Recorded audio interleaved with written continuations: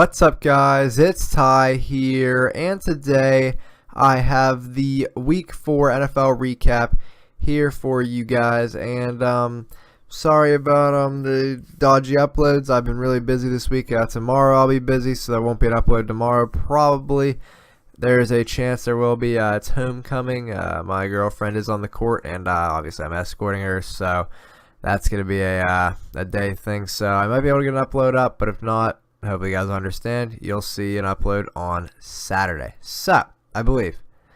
So, it started off on Thursday night here. The Green Bay Packers beat the Chicago Bears 35-14. Jordy Nelson had himself 2 touchdowns. A great day from him. Now on to Sunday. The Saints threw up a goose egg against Miami in London. They played another London game. Michael Thomas had 8 receptions, 89 yards and a touchdown. Drew Brees, 29 for 41, 268 yards and 2 touchdowns. Really nice from the Saints, as they are now back up to 500, and the Dolphins go down to 1-2. A sad sight in Miami. Good matchup right here. The Buffalo Bills actually beat the Atlanta Falcons on their home turf, 23-17. The Bills are now 3-1. Let's go freaking Bills. They went off a field goal, or I guess 2 late field goals with less than 5 minutes to go to stop the tiebreaker.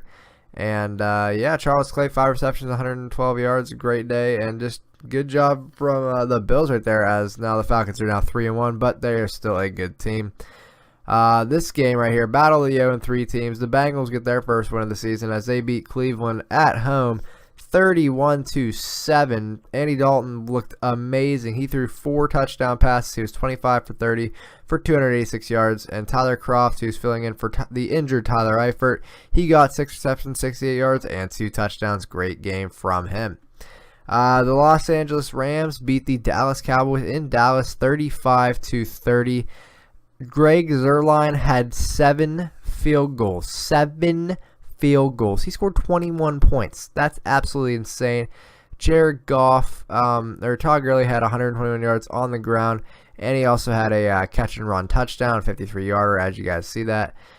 Jared Goff did well, and so did Des B. But yeah, that's 7 field goals. I don't know if that's a record or not, but it's pretty dang close, I'll tell you what. The Detroit Lions traveled to Minnesota and beat the Vikings 14-7, and Stephon Diggs is keeping up his great year. And it's good to see the Lions. I like how the Lions are playing good. Amir Abdullah had 20 carries, 94 yards, and a touchdown. But a sad thing, Dalvin Cook tore his ACL and will be out for the remainder of the season. And that is a sad thing, because I thought Dalvin Cook was he was really making himself, trying to get himself a Rookie of the Year, it looked like, and he was looking really, really good, and it's just so sad to see him get hurt. You never want to see anyone get hurt, but it just hurts that Dalvin Cook, who is a rookie, who is playing so well. But Latavius Murray will probably step in for the Vikings and do a decent job. Upset here, a lot of away teams winning this week.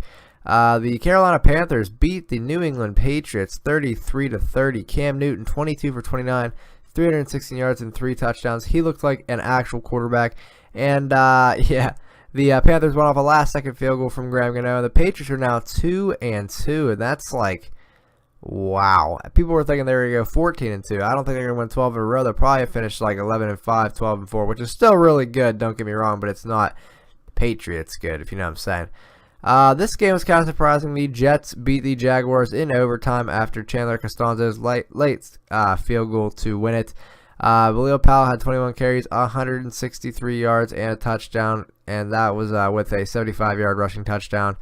And a really good day from him. And the Jets are now 2-2 along with the Jaguars, but just more surprising that the Jets are, honestly.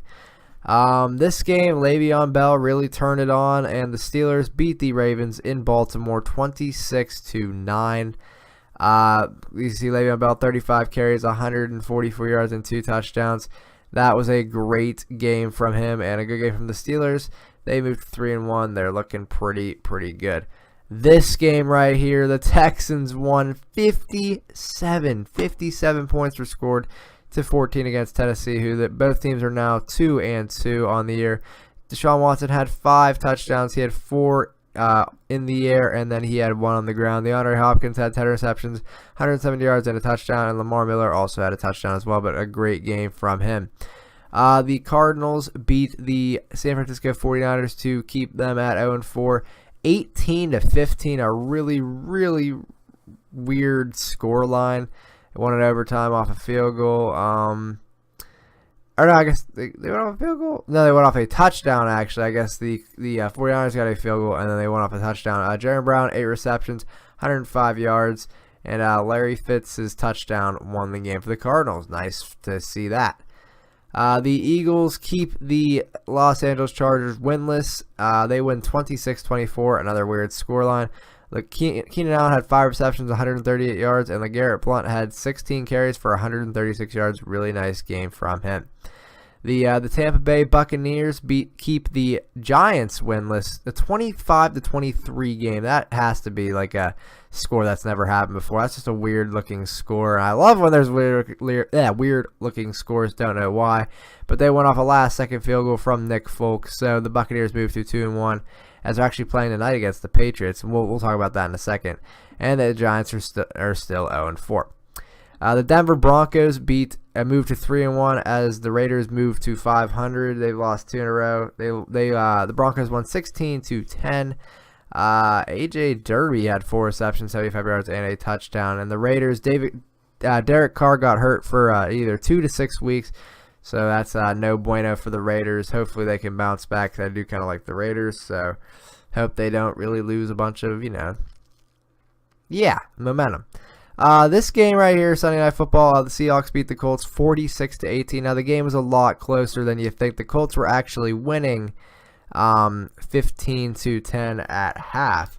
They ended up having a safety too in the first quarter, but then the Seahawks just turned it on. Jacoby Brissett did not look that bad. But just when the Seahawks got going, they got rolling. As you guys see, they outscored them 36-3 in the second half. Russell Wilson, 21 for 26 with 2 touchdowns and 295 yards. Yeah. And then in the Monday night game, really good Monday night game actually, the Kansas City Chiefs beat the Washington Redskins 29-20. Redskins were up 10-0 after 1. But this game, there was a late field goal by Harrison Buckner. And then I guess they fumbled, and they got a fumble recovery touchdown, the Chiefs, at the end of the game just to solidify the victory. So the Chiefs are the only undefeated team left. They go to 4-0 as the Redskins move to 2-2, but a really good 500 team nonetheless. Kareem Hunt gets another 100 yards on the ground. Travis Kelce, 7 receptions, 111 yards, and a touchdown.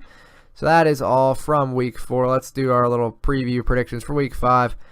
Patriots playing Buccaneers. I still think the Buccaneers are going to win this game, in my opinion. I think they do have a chance. I believe the Bills are going to win this game. I believe I'm going to go with the Browns. Browns getting their first win. Browns are going to win this game.